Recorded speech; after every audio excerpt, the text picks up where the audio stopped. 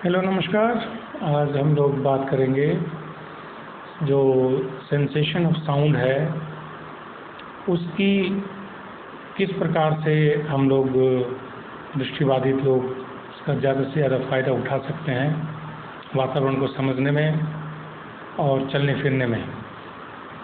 तो जैसा कि सबको मालूम है जो सेंसेशन ऑफ साउंड है वो तभी होता है जब कोई तरंगें साउंड के रूप में, ध्वनि के रूप में हमारे कानों में प्रवेश करती हैं और कुछ हमारे कान के भीतरी हिस्से में, इनर ईयर में कुछ बाल के बराबर के जो हड्डियां हैं, स्ट्रक्चर हैं, उन पे कुछ प्रभाव डालती हैं जिसको कि हम लोग हेयर सेल्स कहते हैं। और उसके बाद में हमारे इनर ईयर में कुछ जो साउंड है आगे जाना और पीछे जाना, इस प्रक्रिया को निभाती हैं। तो इससे एक इलेक्ट्रिकल सिग्नल बनता है जो ब्रेन उसको यूज़ करता है। अब बात ये आती है कि किस प्रकार से एक दृष्टिबाधित व्यक्ति इनका प्रयोग अपने जीवन में कर सकता है। यहाँ पर एक तथ्य और है कि जो हेयर सेल्स हैं, अगर एक बार वो डैमेज हो गए तो वो दोबारा से ग्रोथ नहीं कर पाते हैं। और ये सच दृष्टिबाधितों के लिए उतना ही सच है जितना अन्य लोगों के लिए। तो इसका मतलब ये हुआ कि दृष्टिबाधित लोग अन्य लोगों के मुकाबले व्यवहारिक रूप से कुछ बेहतर नहीं सुनते हैं, परंतु इसका मतलब ये नहीं हुआ कि वो जो साइटेड व्यक्ति होते हैं, जो उनके अंदर सुनने की क्षमता होती है दृष्टिवान व्यक्तियों में, उनसे ज़्यादा उनके सुनने की क्षमता को आउट परफॉर्म कर देते हैं। जैसे बहुत सारे जो टारगेट्स हैं, काम है, कार्य है, जैसे किसी सोर्स ऑफ साउंड को, किसी ध्वनि के स्रोत को लोकेट करना, साउंड को डिस्क्रिमिनेट करना, ये बहुत बेहतर तरीके से हमारे दृष्टिबाधित व्यक्ति लोग कर लेते हैं। अब इसके पीछे कारण क्या है? इसके पीछे कारण बहुत ही पेचीदा है, बहुत टेक्निकल है। यह सीधा हमारे ब्रेन यानी कि मस्तिष्क पर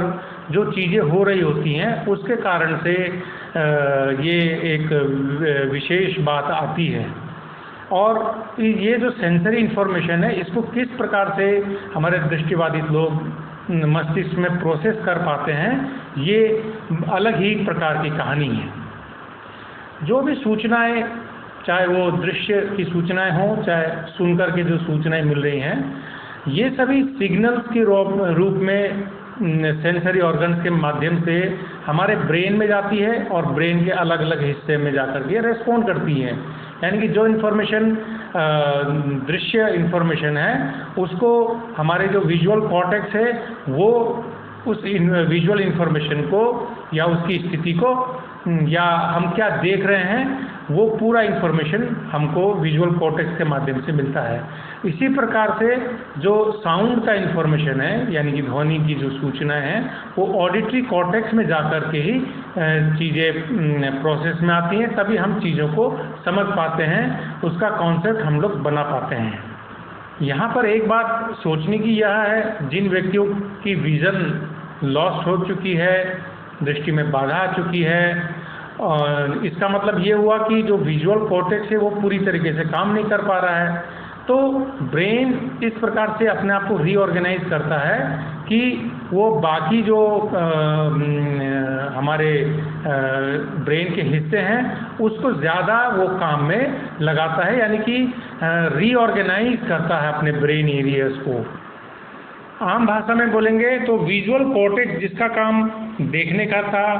जो इन्फॉर्मेशन विजुअल इन्फॉर्मेशन हमको मिल रही थी, अब वो तो हिस्सा काम नहीं कर पा रहा है, वो एक प्रकार से बोर हो गया है, बोर्ड हो गया है, और क्यों उसमें विजुअल इनपुट्स नहीं मिल रहे हैं, तो अब ब्रेन का वो वाला हिस्सा अपने आप को रीवायर करता है, ओवरहॉलिंग करता है, जिससे कि दूसरे जो रिमेनिंग सेंसेस है उनसे ज़्यादा से ज़्यादा रेस्पॉन्स उठा सके। इसका मतलब यह हुआ कि जो दृष्टिबाधित व्यक्ति हैं उन्होंने भले ही अपनी दृष्टि खो दी हो, लेकिन एक बहुत बड़ी जो मस्तिष्क की जो कैपेसिटी है, उसकी जो क्षमता है, वो जो इन्फॉर्मेशन हमारे दूसरे सेंसेस के माध्यम से आ रहे हैं, रिमेनिंग सेंसेस के माध्यम से आ रहे हैं, उस पर ज़्यादा वो फोकस करने की क्षमता उठाने लगता है। अब बात ये आती है कि कितना वो अपने आप को पुनर्संगठित करता है, कितना अपने आप को रीऑर्गेनाइज करता है ब्रेन, ये डिपेंड करता है कि किस व्यक्ति ने किस उम्र में अपनी दृष्टि खोई है। अगर तो बालक है, बहुत छोटे उम्र में अगर बच्चे ने अपनी दृष्टि खोई है, तो आप देखेंगे कि उनकी सुनने की क्षमता अन्य जो व्यक्ति होते हैं जो एडवेंटिशियसली ब्लाइंड होते हैं, उनकी यानी कि बालकों की सुनने की क्षमता या हियरिंग सेंस को ठीक प्रकार से यूज़ करने की क्षमता इन एडल्ट लोगों से, जो कि बाद में ब्लाइंड हुए हैं, एक्वायर्ड ब्लाइंडनेस के शिकार लोग हैं, उनसे ज़्यादा होती है। यानी कि इको लोकेशन की बात करेंगे, साउंड डिस्क्रिमिनेशन की बात करेंगे, तो हमारे जो बचपन में जो ब्लाइंड हो गए हैं, कॉन्जेनिटल जो ब्लाइंड हुए हैं, उनकी जो कैपेसिटी है वो अन्य लोगों से ज़्यादा होती है। बचपन में अगर कोई दृष्टिबाधित हो जाता है, छोटे में, शिशु अवस्था में, तो जो ब्रेन है वो अपने आप को अडेप्ट यानी कि चेंज करने में, अपने आप को व्यवहार कुशल बनाने में सक्षम हो जाता है। ये इसलिए पॉसिबल है क्योंकि जब शिशु अवस्था में हम लोग होते हैं तो ब्रेन अभी भी डेवलपिंग स्टेज में होता है और वो नए नए तरीके से अपने आप को ऑर्गेनाइज कर सकता है। तो इससे ये सिद्ध होता है कि जो ब्लाइंड बच्चे बहुत अर्ली स्टेजेस में दृष्टिबाधा से ग्रसित हो जाते हैं, तो वो अन्य साइटेड लोगों के मुकाबले सुनने की जो कैपेसिटी है, क्षमता है, हियरिंग से चीज़ों को मीनिंगफुल बनाना, देख कर सुन कर के देखने की क्षमता, जिसको हम लोग कोटेशन में बोल सकते हैं, वो आउट परफॉर्म कर सकते हैं साइटेड बंदों के मुकाबले, और इवन उन दृष्टिबाधितों के मुकाबले जो कि लेटर स्टेज ऑफ लाइफ में, यानी कि उम्र के दूसरे पड़ावों में जाके ब्लाइंड हुए हैं, दृष्टिबाधा से ग्रसित हुए हैं, चाहे वो हियरिंग कैपेसिटी हो, चाहे वो टच परसेप्चुअल टास्क को परफॉर्म करना हो। तो यहाँ पर हम देखते हैं कि जो कॉन्जेनिटल दृष्टिबाधित बालक हैं, उनकी क्षमता काफ़ी बढ़ती है। यही कारण है कि उनकी मोबिलिटी